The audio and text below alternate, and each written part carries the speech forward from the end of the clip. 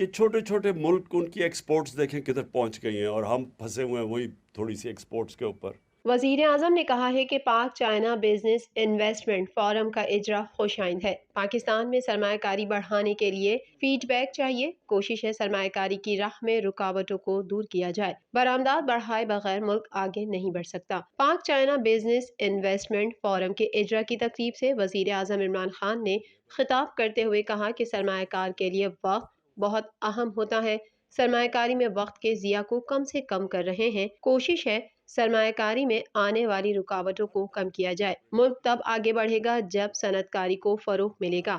سبزیاں بیچ کر ملک کی دولت نہیں بڑھ سکتی۔ تمام ممالک نے ایکسپورٹ کو قومی ترجیح بنایا۔ ایکسپورٹس بڑھنے سے ترکی نے ترقی کی۔ جن ممالک نے ترقی کی انہوں نے برآمدات بڑھانے پر ترجیح دی۔ وزیر اعظم کا کہنا تھا کہ ملک کی ترقی صنعتی ترقی سے وابستہ ہے۔ ہمارے پاس افرادی قوت، نوجوان اور ہنرمند لوگ موجود ہیں۔ آئی ٹی کو تھوڑا سہارا دیا تو اس نے نتیجہ دینا شروع کیا۔ کورونا کے دوران بھارت کی گروتھ منفی ہو گئی۔ ہم خوش قسمت ہیں، دنیا میں تیزی سے ترقی کرتا چین ہمارا ہمسایہ ہے۔ کوئی بھی اگر معاشرے نے آگے بڑھنا ہے تو جب تک وہ دنیا کو چیزیں زیادہ بیچے گا نہیں، وہ آگے کیسے بڑھ سکتا ہے؟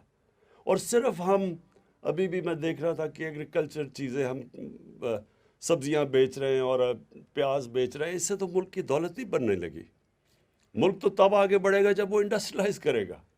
اور دوسری چیز یہ جو ٹیکنالوجیکل ریولوشن ہے آئی ٹی کی، اس کے اندر بھی ہم ہندوستان ہمارے 20 سال پہلے کدھر تھا، آج اس کی ایکسپورٹس دیکھیں اور آج ہمیں دیکھیں، صرف 2 سالوں کے اندر تھوڑا سے 1 سال میں بلکہ تھوڑا انسینٹو دیا ہے تو تقریباً دگنی ہو گئی ہماری I T exports.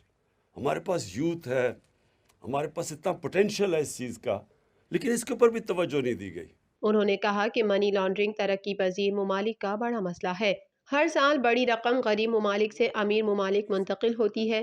Imran Khan نے کہا کہ پاکستان میں ابھی تک موئنجو داڑو کی ٹیکنالوجی استعمال کی جاتی ہے۔ ہماری ترجیح امپورٹس کو کم کرنا اور ایکسپورٹس بڑھانا ہے۔ آبادی بڑھ رہی ہے، گرین ایریاز ختم ہو رہے ہیں۔ چین سے ہم اربن پلاننگ سیکھ سکتے ہیں۔ منفی رویے کی وجہ سے ہم کئی چیزوں کو سراہتے ہی نہیں۔